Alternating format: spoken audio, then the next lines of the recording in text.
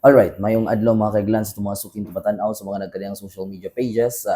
Karon natong may nabi ato ang CDRRMO head dinhi sa siyudad sa Usamis, si Mr. Rico Guango Jr. Kabahin kini sa latest update silang buhatan ug katong update sab no kabahin natong usa ka pawikan na napadpad dinhi sa baybayon sa may barangay Pulot ning siyudad sa Usamis.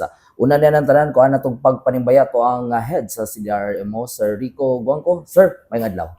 Good morning, sir. No? Good morning sa atong mga suki yung atong kinakuskan sa social media sa Osamis. Alright. Sir, may big update tong kabahin sa pawikan no na ikabsan sa iyang kinabuhi sa pag napadpad diri sa may barangay Pulot, baybayon sa barangay Pulot. Sige. So, actually, gahapon, we receive a call through sa kapitan, no? Reporting na napadpad nga pawikan. Dayon, sumutong among girespondihan, no? Because medyo naanan na po ang syudad, no? Basta naging mga ingana ng mga pangitabo, automatic ilang tawagan ang CDRMO. Ako personally as napod sa trabaho sa environment with my license as environmental planner. Of course, it's also on my priority list kung naani nga mga pangitabo. So immediately we went to the area. Kita na mo dito nga nagitot ang puwikan taon. Ang ihang back, no, ang shell niya, ang iyang likod, ang buko niya is almost 1 meter. No, almost mga kapot. Pag ito, dako na yun, no? And it's an adult. Sa tanaw na mo assessment na mo, it's an adult nga olive ridley sea turtle. Mo tayo mo ang tanaw ato, ha? And of course, I agree with our good Dr. Calyaw sa City Veterinary Office who also went there and responded sa panawagan. We sought the assistance of Dr. Calyaw as a veterinarian. Napod siya kay Soriana. Not only that, the identification and the ang gitawag na to og documentation, no, of the incident, kundi ang pag-disposed, no, pag unsay angayan buhaton sa usa ka ingana cadaver. Unsay hitabo sir nganong napadpad dito ang nasoy pawikan? Wala gyud nakabalo na because sayo sa buntag daw nakita sa mga dito sa mga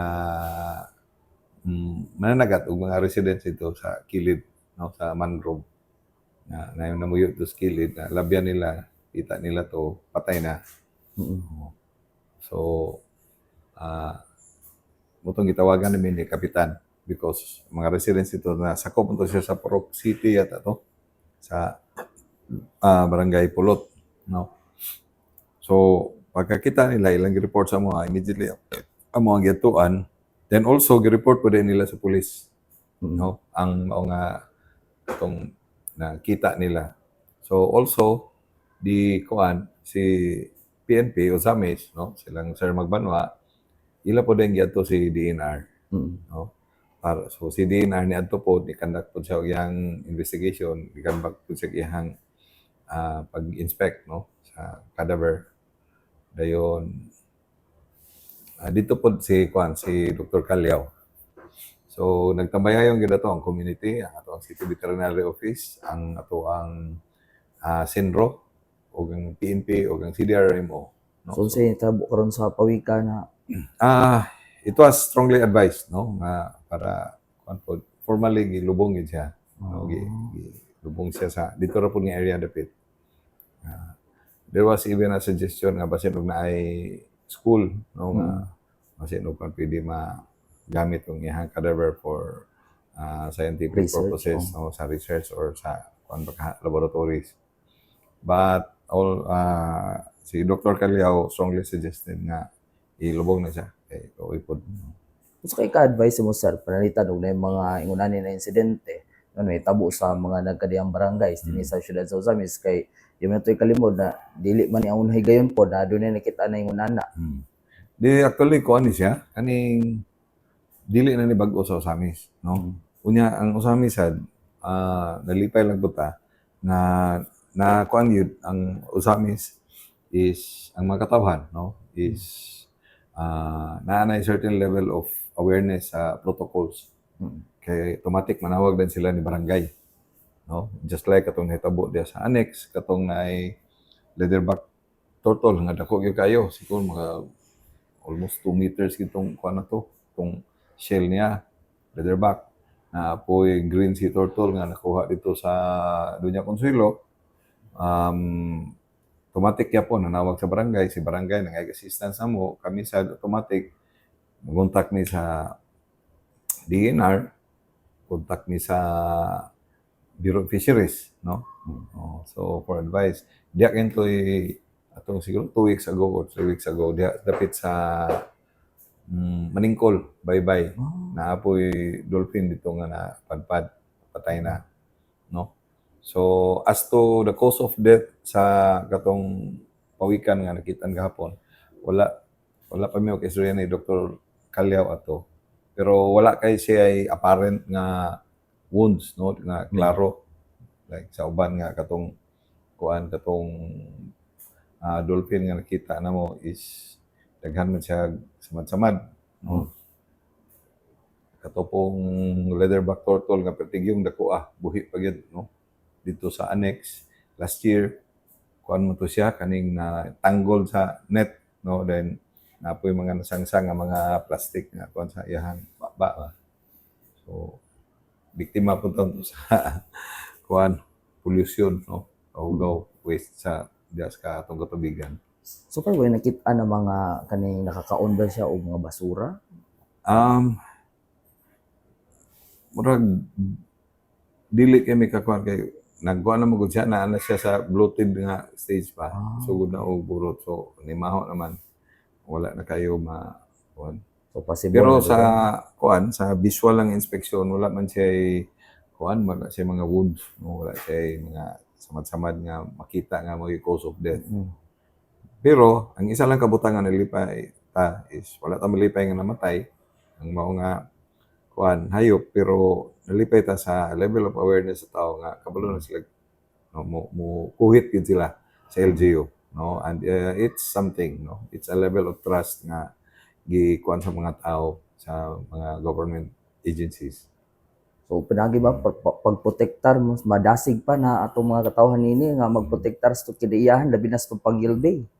Of course, no, atong panawagan nga para sa mga katawhan, please keep it up, no, dili lang siguro sa kanang naanay madagsang, no, or naanay patay nga hayupan, kundi ang ato pagyud is more on pag-encourage sa mga tao to protect the mangroves kay umanay gawas nga kuan diha paularianan sa nas mga kuan mga marine animals, itluganan sa mga isda, no, breeding grounds dayon. Of course ang iyahang capacity to absorb carbon, no, pag-aray sa carbon content sa ato ang kahanginan, so dako kay siya katabang. That's why nalipay ta sa mga tao, no, nga please keep it up, no, ang atong awareness, ang atong pagpangga sa ato ang marine ecology, no, atong environment ato labi na diha dapit nga area, no, dapit sa pulot kay nasulod naman na sa mangrove nga protected area. Katong malaubang taman sa Bagumbang, no, Bonifacio, it's a marine protected mangrove protected area.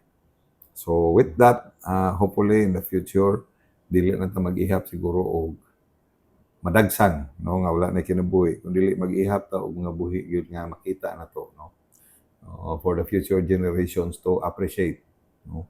So that's why karon atong pahingusgan ang ato ang environmental awareness through education, parehang ani, no, nga mag-istorya ta, then let's rejoice on our small triumphs na makaprotektar ta sa mga marine ecology, no, o sa mga mangroves.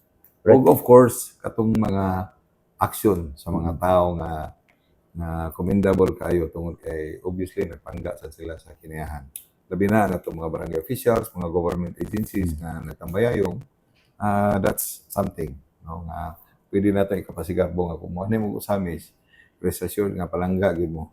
Mao, no. Okay. Sige. Arita po to sa pikas bahin na sir. Dadto naging semana kung ata na sayo, nagpagawas og direktiba si Mayor Indy Wominal ngadto sa kabrangayan ug usa ang CDRRMO no sa mga natahasan nini sa pagpangusog sa abakada kon action barangay kontra dengue. Kumusta ang pagpatuman nini ngadto sa 51 ka mga barangays? Okay. Thank you for that. Implementation. Si CDRMO na tahasan karon through the City Administrator's Office to follow up no sa action sa mga kabarangayan karon kabahin aning kumbati na to sa kontra dengue. Kay unfortunately niabot na ta og 420 plus kapin ka cases no, of dengue since January.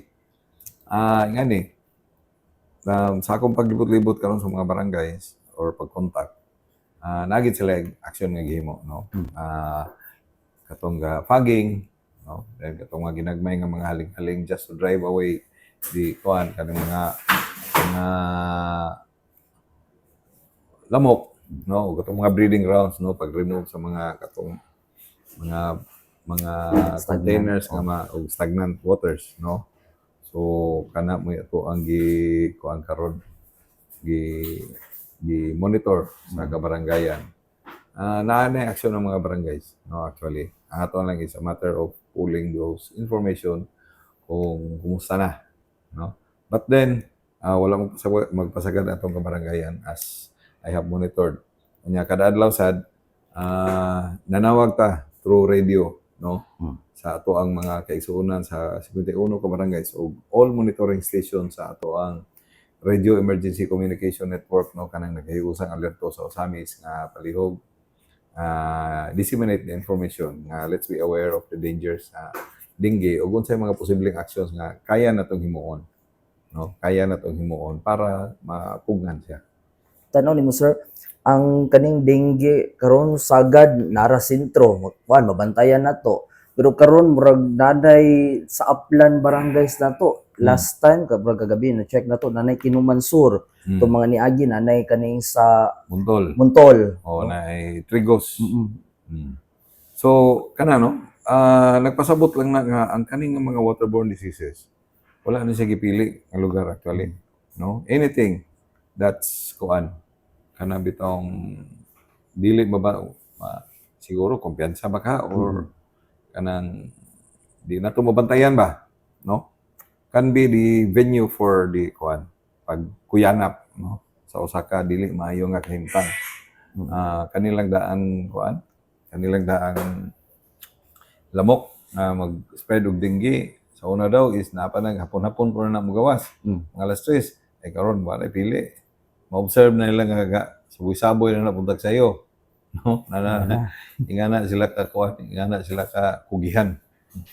No? So dapat mas labaw atong kakugi no nga ipakita og ilihok para di na sila mo daghan. Sa mga yanong katawhan sir, unsay ma-advise ka nimo nga pinakasimple nilang buhaton ang ayang buhaton aron nga mapuksa ning dengue sa mga nagkadayang lugar? Actually na ang action ana is naagi sa mga yanong mga tao or tanang tao no.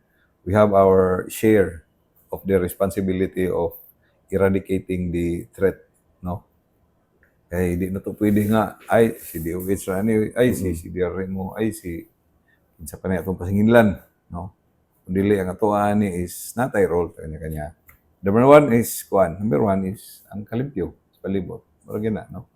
Proper disposal of our waste, our garbage, labi na tong mga potential nga makabreed ang kanang mga lamok nga mag-spread og dengue. So kana diha no, ang tanan mga bisan mayano man ka o dili yano nga tao no, kaya man gyud nimo buhaton. No, pwede ra gyud nimo buhaton. At by doing so, mayano man ka o dili yano, you are contributing to the campaign to eradicate the dengue threat. Tanaw ba nimo sir kaning pagpakanaog og direktiba sa abuhatan ni Mayor Indy mas nahugtan ba sa to nga mga kabarangay pagpatuman nini aron nga ma-lessen na ang mga dengue cases din sa syudad? Okay. Actually, ang campaign kontra dengue is dili man karon lang. No?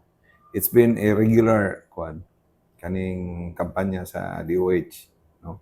Yeah, for this, in our case, sa ato ang buhatan sa City Health Office, no? Kuan lang siya,